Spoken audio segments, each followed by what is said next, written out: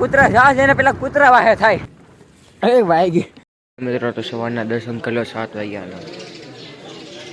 જય દ્વારકાધીશ, જય સુરાપડા દાદા. કેમ છો? હું છું સાહેલ નાગર બ્લોગ. જો કે સુરતથી દ્વારકા 700 કિલોમીટરના અંતરે આવેલો છું અને આજે હું રોકાનો હતો સુરાપુરા ધામ ભોળા. હાલ છે મેં અહીંયા રાત કરી હતી અને મેં તમને ફાઇનલી સવારના દર્શન કરાવી દીધા છે. બસ અહીંથી મેં પાછા નીકળી જઈશું, અમારી જર્ની ચાલુ કરી દઈશું અને કાલે ફાઇનલી દાનભા બાપુના દર્શન કરી લીધા છે. તમે જોઈ વ્લોગ ન જોયો તો મેં કમેન્ટ બોક્સમાં આપ્યો છે, તમે ફટાફટ જોઈ આવજો.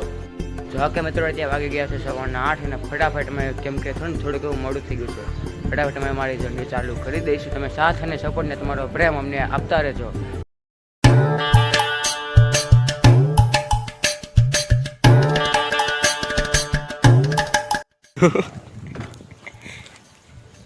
ઓહો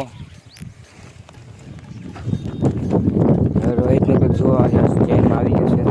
અમે તમારે મોડું થાય છે, તમે પહેલાં થઈ ગયા મોડા નીકળ્યા હતા અને અહીંયા ભાઈના રોકાઈ ગયા હતા. જેને ઘડીક અડધો કલાક જેવો સહારો આપ્યો, ચા પાણી પીડાવ્યા હતા અને સેજ જ રાખી દીધા. જો હલો ભાઈ બેગ નીકળી ગયો.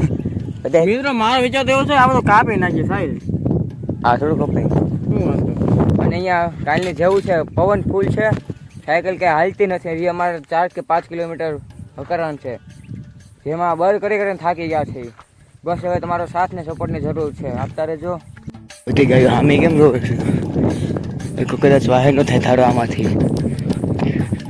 જો કે ફૂલ પવન છે એટલે સાયકલ હાલતા હાલતા લઈ જાય છે. જ્યાંથી બુટ ભવાની માનું મંદિર થાય છે, અહીંથી 4 કિલોમીટર તમે હાલતા હાલતા જાય છે. મિત્રો આ ગામ જોઈને જો મારું ગામ યાદ આવી ગયો. પીફાજ ગામ જોઈને આમ આપણું ગામ યાદ આવી ગયું. જો કે આ રસ્તો બહુ ખરાબ છે અને અમે મારી સાયકલના અમે બોર્ડે તૂટી ગયેલું છે, જે ધીમે ધીમે ટકે છે. તો મિત્રો એક શોર્ટકટ રસ્તો જેડો છે જે મંદિર જવા માટે, પહેલાં ચેક કરી લઈ સાયકલ જાય છે કે નહીં. મિત્રો છે એવું કે શોર્ટકટ રસ્તો તો નથી, બટ અમે છે ને પુલની ઉપરથી જશું ને, આખો પુલ ચડવો પડશે, પાછું ઉતરવો પડશે ને પાછું યુટર્ન આવવું પડશે. આમાં થાકી જાય છે ને અહીંયાથી કાંઈક રસ્તો ગોતીએ છીએ. તો આ ફાટક ને મળી જ ગયો છે. ઠીક છે તો ચાલો તો ચેક કરી લઈએ સરખો છે કે સાયકલ આવશે કે નહીં. હવે પાછું કાલની જેવું થાય. હવે જોઈતો ને બ્લોગ નો જોઈ મેં જો નીચે કમેન્ટ બોક્સ ઓપ્શનમાં આપેલો છે, જોઈ લેજો. એટલે ભાઈ આ ખાડો છે, સાયકલ ત્યાં પડશું ને ખાલી વડા પગ ભાંગશે. એટલે એમ નો બે સેટિંગ જ પાયો જ ન બે. આ રસ્તો છે ને એટલે સાયકલ ટપાડી લઈ લઈ નાખી ઓલી સાયકલ આમ આપણે મૂકી છે ને અહીંથી ટપાડી નાખી લઈને આમ બીજા છે મંદિરે.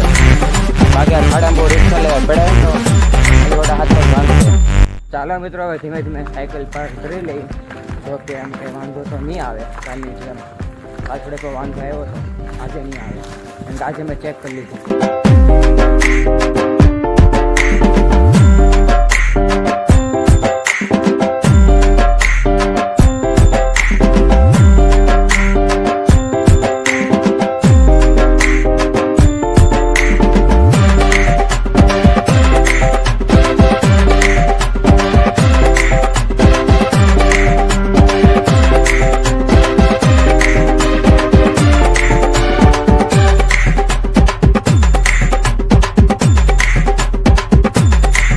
ફાઇનલી પહોંચી ગયા છે બુટ ભવાની માના મંદિરે. જોકે અત્યારે વાગ્યો છે 1. અહીંયા હવે છેડો ગોતીને આરામ કરશું. જોકે જમી કાઢીને પછી પાછી અમે અમારી યાત્રા શરૂ કરી દઈશું. તો આ છે મંદિર. હમણાં હું તમને શાંતિથી બધી વસ્તુના દર્શન કરાવું.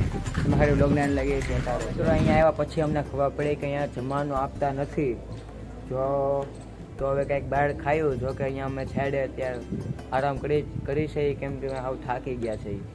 એક તો ઉપરથી ઊંઘે આવે છે, અમે રાત 1-1, 1:30 વાગ્યા લગી એડિટિંગ કરીને ત્યાં ઊંઘે આવે છે. જો કે અત્યારે જમવાનું છે ને તમે કંઈક બહાર કંઈક જમી લઈશું. ઓલમોસ્ટ મેં તો અત્યારે વાગી ગયા છે 3:30 ને. હવે તમને કદાચ મંદિર ખુલી ગયું હશે તો તમને હવે ઘર બેઠા દર્શન કરાવી દઈશું. તમે હારે બ્લોગને લગી જોતા રહેજો અને બસ હવે દર્શન કરીને હવે જઈશું અમે બહાર. આપણે ક્યાં જવાનું છે હવે?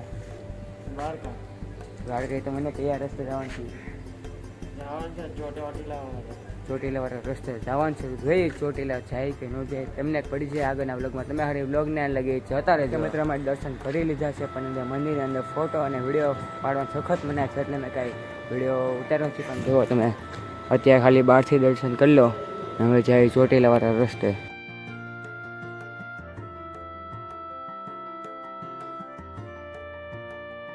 તો મિત્રો મારે જે બોર્ડમાં હતા ખાલી સ્પેલિંગમાં ખામી હતી. જો અત્યારે પાછા એક ઝેરોક્ષ કરવા આવ્યા છે, કેમ કે ઘણી ખરી જગ્યાએ પૂછો ઘણા ખરા ના પાડે કે જેના અક્ષર થાય. એટલે હાઈવે છે, થોડીક એવું ધ્યાન રાખવું પડશે. એમાં સાઈડ કાપી છે, અહીંયા હવે ઝેરોક્ષ કરાવી અને તમને નામ બતાવવું. થોડોક ફરક છે ને, આપણે નંબર પ્લેટ બની ગઈ છે નામની, થોડોક ફરક હતો એ જ ભૂલાઈ ગયો હતો. હું તમને નંબર પ્લેટ બતાવું હમણાં. જુઓ ખાલી કા ખામી હતું. જુઓ અહીંયા ખાલી છે ને એ જ ભૂલી ગયા હતા. એમાં હું છે ને બધા દિવસ ઝેરોક્ષની દુકાન ગઈ પણ જડી જ નહીં. જુઓ ખાલી અહીંયા ખામી હતું. જે ત્યાં ઝેરોક્ષ કરાય છે જોવા માથે ચુકટ દઈ. હા હાલા યાદ એને બધા કૂતરા વાયર થાય.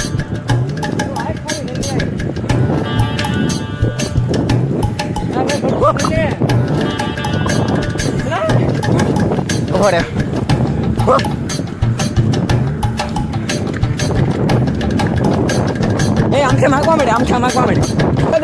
જવા દે ભગે ભગે ભગે.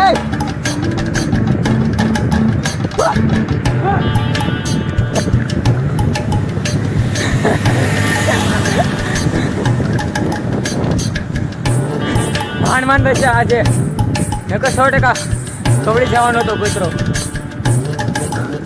ખરક જવા જઈને બધા કૂતરા પહેલા વાહે થઈ ખબર નહીં. આજે કઈ ગાય બધી વાહે જોતી એ તો કઈ વાહે નથી થઈ, પણ આ કૂતરા જવા જઈને પેલા કૂતરા વાહે થાય. એનું કરવું હું.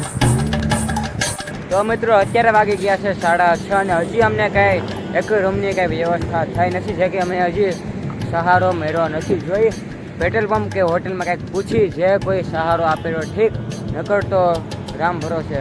ફાઇનલી એક પેટ્રોલ પંપ છે જ્યાં વાત કરી જે ઘડીક સહારો આપ્યો તો ઠીક. અમે હાઈવે ઉપર ઘણું અંધારું થઈ ગયું છે અને જેમ બને એમ અમે પેટ્રોલ પંપ કે હોટલમાં કાંઈક જોઈ રૂમ મળે છે કે નહીં. ફાઇનલી મિત્રો એક રૂમનું સેટિંગ થઈ ગયું છે. જે થાય ખાટલો આપે છે. અહીંયા પેટ્રોલ પંપ છે, ઇન્ડિયન ઓઇલ છે ને. તો ખાટલો લઈને આવી ગયા છે. તો આજે સુવાનું થઈ ગયું છે કે દ્વારકાધીશ દિયા છે કે આમ કાંઈ અટવાના નથી અમે.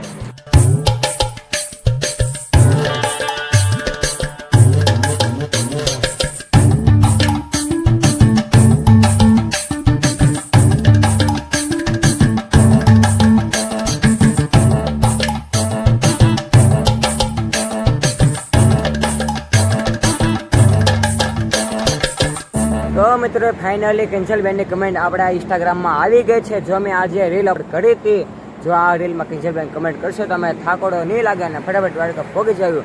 તો ફાઇનલી એની રિપ્લાય આવી ગઈ છે. મારું ઇન્સ્ટાગ્રામ એકાઉન્ટ છે sahil09. જેને પણ ફોલો નથી કર્યો ફટાફટ ફોલો કરી લેજો. અને મિત્રો એટલી ખુશી થાય છે કે વાત પૂછવામાં એટલી ખુશી થાય છે. ત્યાં મોસ્ટ મિત્રો વાગી ગયા છે 10 અને જો અમે ખાઈ પીને જે આવ્યા છીએ હોટલમાંથી. આઈ હોપ તમને આ લોક સારો લાગ્યો છે. ને મિત્રો ફાઇનલી આપણા કેન્સલબેનની કમેન્ટ આવી ગઈ છે. જો અત્યારે એવી ખુશી થાય છે કે ના પૂછો વાત. અત્યારે ઠેકડા મારો મન થાય છે. બસ આવો સાથેને સપોર્ટ આપતા રહેજો અને મળશું જલ્દી નવા વ્લોગ સાથે. જય હિન્દ, જય ભારત, બાય.